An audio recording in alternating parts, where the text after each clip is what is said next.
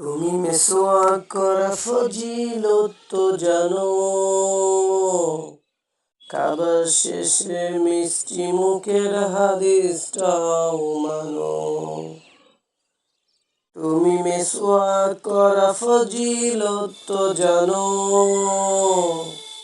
খাবার শেষে মিষ্টি মুখের হাদিসটাও মানো। শুধু হক কথাটা উচ্চ স্বরে বলতে পারো না, অন্যায় দেখে বারদ হয়ে জ্বলতে পারো না। শুধু হক কথাটা উচ্চ স্বরে বলতে পারো না, অন্যায় দেখে বারদ হয়ে জ্বলতে পারো না। কেমন মুসলমান